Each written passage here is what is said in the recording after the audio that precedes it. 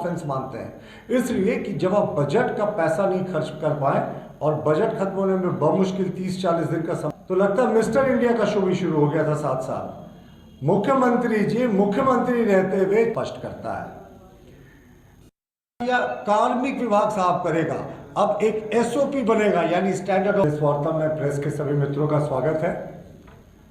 अभी कुछ जो झारखंड में चल रहा है ना, वो ऐसा लगता है कि झारखंड एक फिल्म थिएटर हो गया है और अलग अलग मूवीज के शोज लगे हुए हैं। अभी कुछ देर पहले तक भागम भाग का लग रहा है शो चल रहा था, कभी माननीय मुख्यमंत्री जी भाग रहे हैं, लापता हो गए, उसके बाद विधायक पहले हैदराबाद भागे, फिर दिल्ली भाग, फिर दिल्ली भाग गए और पता नहीं अब तो कहाँ है वो, शायद कांग्रेस आला कमान को भी पता नहीं। और भागम भाग का शो हटा तो लगता है मिस्टर इंडिया का शो भी शुरू हो गया था 7 साल। मुख्यमंत्री जी मुख्यमंत्री रहते हुए 40 घंटे तक गायब हो गए, अदृश्य हो गए थे। राज भगवान के भरोसे था, 3.5 करोड़ जनता भगवान के भरोसे थी और पिछले 48 घंटे से कांग्रेस के विधायक मिस्टर इंडिया बन गए।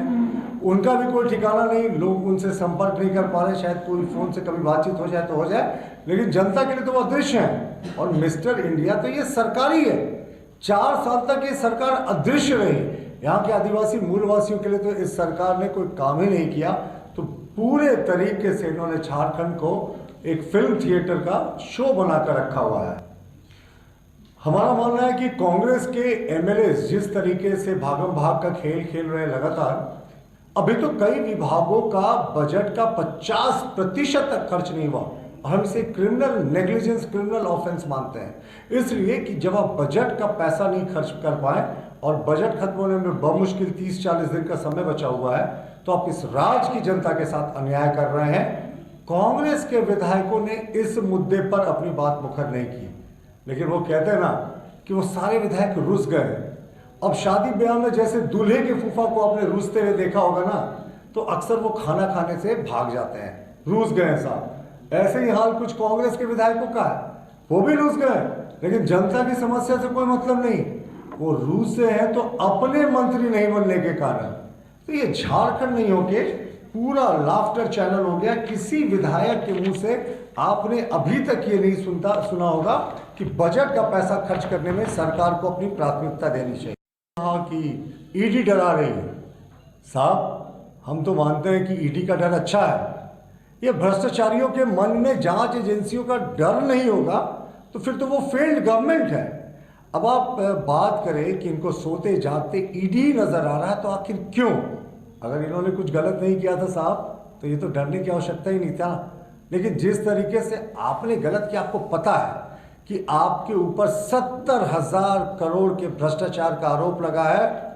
और मैं आपको बता दूं, इनकी एक के बाद एक कलई खुलती चल रही है ना, तो इनके भ्रष्टाचार के जो पुस्तक है उसके पहले अध्याय का तो पहला पन्ना ही पलटा गया अभी तो पूरी पिक्चर बाकी है।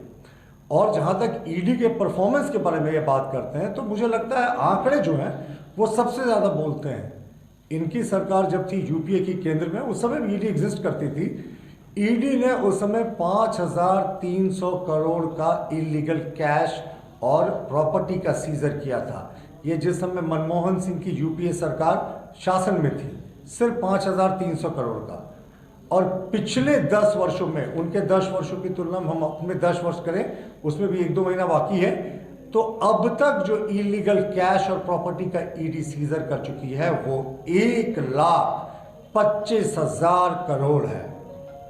अब सोचें, उनके शासनकाल से भी हम लोगों ने लगभग 25 गुना ज्यादा सीजर किया। तो ये उनकी करप्शन के प्रति टॉलरेंस और हमारे प्रधानमंत्री जी की करप्शन के प्रति जीरो टॉलरेंस के बीच के नजरिए को स्पष्ट करता है। या कार्मिक विभाग साफ करेगा, अब एक एसओपी बनेगा यानी स्टैंडर्ड ऑपरेटिंग प्रोसीजर, फिर वो लागू होगा, फिर वो पिछड़ा वर्ग आयोग के पास जाएगा, तब पिछड़ा वर्ग आयोग शायद कुछ निर्णय लेने की स्थिति में हो, तब तक आचार संहिता लागू हो जाएगा लोकसभा चुनाव का। तो ये अंतिम समय में, विदाई की वेला में, ये सिर्फ पिछड़ों के लिए घड़ियाली आंसू बहा रहे हैं। ये एसटी विरोधी सरकार है, एससी विरोधी सरकार है, ओबीसी विरोधी सरकार है। और एसटी तो मैं इसलिए कहता हूं ना कि कोई माइनिंग लीज देने की बात होती है, माननीय मुख्यमंत्री जी खुद ले लेते हैं, अपने परिजनों को दे देते हैं। मैं परिजनों का नाम रिपीट नहीं करना चाहता। विधायक प्रतिनिधि की पत्नी को दे देते हैं, अपने कॉकस के लोगों को दे देते हैं, लेकिन किसी आम आदिवासी को नहीं देते।